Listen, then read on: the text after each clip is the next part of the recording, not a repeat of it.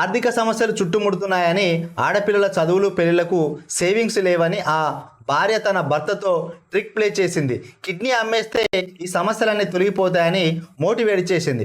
భార్య మాటలు నమ్మి కిడ్నీ కొనుగోలుదారుల కోసం ఏడాది కాలం వెతగ్గా 3 నెలల క్రితం బయ్యేళ్లు దొరికారు. కిడ్నీ అమ్మేశాక రూపాయలు 10 లక్షల డబ్బులు చేతికి వచ్చాయి. ఆ తర్వాత భార్య అసలు ప్లాన్ బయటపడింది. రూపాయలు 10 లక్షలు తీసుకొని ఫేస్బుక్లో పరిచయమైన ఓ పెయింటర్తో ఆమె పరారైంది. ఈ ఘటన పశ్చిమ బెంగాల్లో చోటు చేసుకుంది. కంగుతిన్న భర్త పోలీస్ స్టేషన్కు వెళ్ళి ఫిర్యాదు చేశాడు. భార్యను ట్రాక్ చేసి పట్టుకున్నాడు. ఒకరోజు తల్లిదండ్రులు పిల్లలతో కలిసి లవర్తో తన భార్య ఉంటున్న ఇంటికి వెళ్ళాడు. తమతో మాట్లాడాలని అందరూ విజ్ఞప్తి చేసినా ఆమె తలుపులు కూడా తెరవలేదు. ఏం చేసుకుంటావా చేసుకోమని భర్తను బెదిరించడమే కాదు, విడాకులకు దరఖాస్తు చేస్తానని హెచ్చరించింది. తనకు అన్యాయం జరిగిందని ఆదుకోవాలని సదరు బాధితుడు పోలీసుల ఎదుట బోరున విలపించాడు. ఇంకా ఆర్థిక సమస్యలు తొలగిపోయాడని మోటివేషన్ అంట.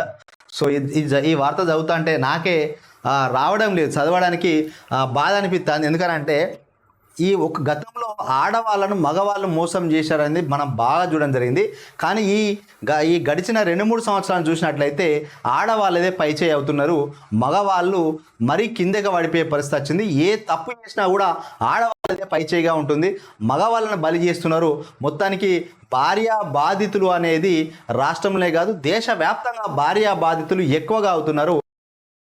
ఫేస్బుక్లో పరిచయమైన ఒక పెయింటర్ కోసం ఎవడో ఫేస్బుక్లో మెసేజ్ పెట్టుకుంటా సొల్లు పెట్టుకుంటా నువ్వు దేవత, ఏంజలు, లవ్ యూ, బంగారం అని ఉంటే వీటికి ఆకర్షణ అవుతాంటారు. మరి తాళి కట్టి పెళ్లి చేసుకొని రెక్క ముక్క కష్టపడుకుంటా ఇంటికి కొంత ఆదాయం తీసుకొచ్చి 3 పూటల ముప్పొద్దుల పెట్టి భోజనం పెట్టి పిల్లల్ని సాకుతూ ఇవన్నీ చేస్తున్న భర్తకి విలువ లేదు.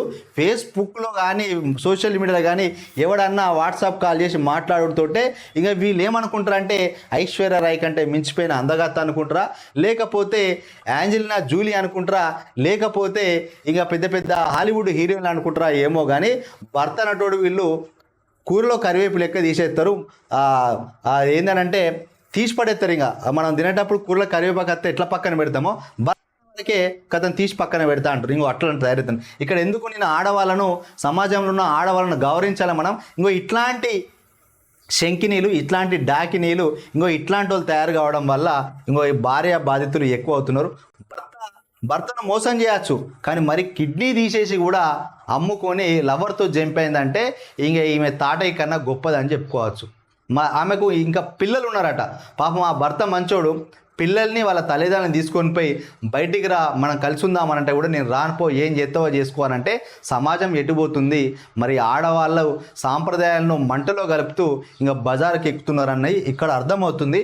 ఇది అందరినీ ఉద్దేశించి కాదు, ఇంకో ఇట్లాంటి పనులు చేసేటోళ్ళు సమాజంలో ఈ మధ్యలో ఎక్కువగా మోపై జమైన్లని చెప్తున్నా. సో ఇట్లాంటివి ఏ కాదు.